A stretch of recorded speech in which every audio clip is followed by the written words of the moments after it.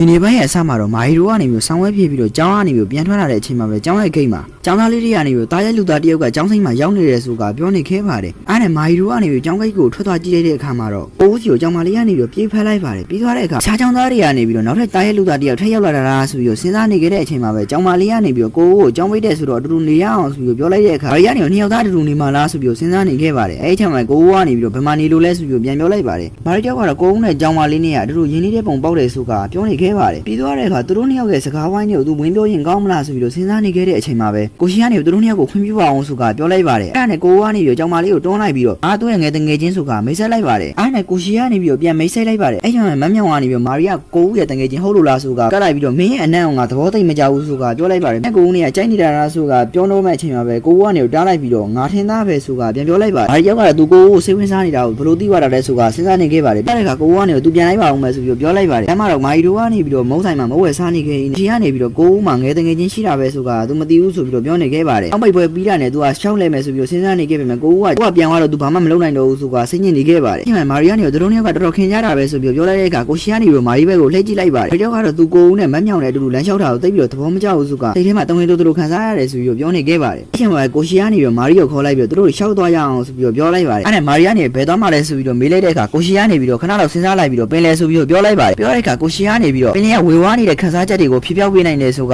ပြောလိုက်ပါတယ်ကိုရှင်ကနေပြီးတော့ပင်လဲကက်ဆက်နာကိုဆင်းလိုက်ပြီးတော့မာရီကိုအတူတူလာဆောက်လာလားဆိုပြီးပြောလိုက်တဲ့အခါမာရီကနေပြီးတော့လာမယ်ဆိုပြီးတော့ပြန်ပြောလိုက်ပါတယ်အဲ့မှာကိုရှင်ကနေပြီးတော့ဓာတ်ပုံရိုက်ကြဆိုပြီးတော့ပြောလိုက်တဲ့အခါမာရီကနေပြီးတော့ဘယ်လိုရိုက်မှလဲဆိုပြီးတော့ပြန်မြင်လိုက်ပါတယ်သူတို့စကားပြောနေခဲ့တဲ့အချိန်မှာပဲမာရီကနေပြီးတော့ရေမြော့ကိုကြောက်လို့ဆိုတာထွက်ပြေးသွားခဲ့ပါတယ်ကိုရှင်ကနေပြီးတော့ကြောက်အောင်ဆိုတာပြန်ပြောလိုက်ပါတယ်အဲ့ဒီအချိန်မှာပဲမာရီကနေပြီးတော့ရီမောနေခဲ့ရပါတယ်အဲ့ဒါနဲ့ကိုရှင်ကနေပြီးတော့မာရီရီမောနာလေးကိုဓာတ်ပုံရိုက်လိုက်ပြီးတော့တဘာဝပြောင်းတဲ့တဘာဝရှူခင်းလေးရတော်တော်လှမှမယ်ဆိုတာကိုကိုပိုးလိုက်မယ်ဆိုပြီးတော့ပြောလိုက်ပါအဲ့ဒါနဲ့မာရီကနေပြီးတော့သူ့ကိုမမြောင်ပြောခဲ့တာကိုတွေ့ရတာဆိုတာစဉ်းစားနေခဲ့ပါတယ်တစ်ဖက်ကကိုဦးတို့ဘက်မှာတော့မမြောင်ကနေပြီးတော့ကိုဦးစိတ်တုံနေတာလားဆိုတာမေးလိုက်တဲ့အခါကိုကနေပြီးတော့ဟုတ်တယ်ဆိုပြီးပြန်ပြောလိုက်ပါတယ်မမြောင်ကနေပြီးတော့ကိုကိုလူသားတွေနဲ့ပေါင်းတာတိတ်မကြိုက်ဘူးဆိုတာပြောပြီးတော့ထွက်သွားခဲ့ပါတယ်ပြောတဲ့အခါကိုကနေပြီးတော့ဖုန်းကြည့်တဲ့အခါမှာရှိရှိကနေဓာတ်ပုံပို့ထားတာကိုမြင်လိုက်ခဲ့ရပါတယ်ဓာတ်ပုံကြည့်နေရင်ကိုရှိကနေပြီးတော့သူမာရီနဲ့ရှောက်လက်ခဲ့တယ်ဆိုပြီးပြောလိုက်တဲ့အခါကိုကနေပြီးတော့မာရီကိုဖုန်းဆက်လိုက်ပါတယ်ကိုရှိနဲ့သူရှောက်လက်ခဲ့သေးလားဆိုပြီးမေးလိုက်တဲ့အခါမာရီကနေပြီးတော့ရှောက်လက်ခဲ့သေးတယ်ဆိုတာပြောလိုက်ပါတယ်အခုသူအိမ်အောင်ရောက်တော့မယ်ဆိုပြီးပြောနေခဲ့တဲ့အချိန်မှာပဲကိုကနေပြီးတော့ဟုတ်လားဆိုတာပြန်ပြောလိုက်ပါတယ်တဲ့အခါနှစ်ယောက်သားစကားတွေဆက်ပြောနေခဲ့ရင်းနဲ့ကိုကနေပြီးတော့အဲဒီဂရီပေးထတာမှတ်မိသေးလားဆိုပြီးမေးလိုက်တဲ့အခါမာရီကနေပြီးမှတ်မိသေးတယ်ဆိုတာရှက်နေခဲ့သေးပါတယ်နှစ်ပတ်လောက်ကြာတဲ့အခါမှာတော့မာရီကနေပြီးတော့နောက်ဆုံးတော့သူကိုဦးလိုမျိုးရောက်တော့မယ်ဆိုတာစိတ်တွေလည်းလှုပ်ရှားနေပြီဆိုပြီးတော့ပြောလိုက်ပါတယ်ထဲဝင်ဖို့တဲ့ဂိတ်ဆောင်ကနေပြီးတော့ဒီနေရာကနေပြီးဝင်လို့ရပါတယ်ဆိုပြီးတော့ပြောလိုက်ပါတယ်ဖက်ကကိုဦးကနေပြီးသူလာနေပြီဆိုတာပြောနေခဲ့ပါတယ်အဲ့ချိန်မှာကိုဦးကနေပြီးတော့အမြောင်တွေးသွားခဲ့ပြီးတော့ဘယ်သွားမလို့လဲဆိုပြီးတော့မေးလိုက်တဲ့အခါမမြောင်ကနေသူ့ငယ်ချင်းနဲ့ချိန်ထားလို့ပါဆိုပြီးတော့ပြောလိုက်ပါတယ်မမြောင်တငယ်ချင်းနဲ့ရှိရောက်တဲ့အခါမှာတော့တငယ်ချင်းတွေကနေစိတ်တက်ကြနေလာတာဆိုတာမေးလိုက်တဲ့အခါမမြောင်ကနေပြီးတော့ဟုတ်တယ်ဆိုပြီးပြန်ပြောလိုက်ပါတယ်သူကိုဦးကိုချင်းနေတာကိုဦးကမသိဘူးဆိုတ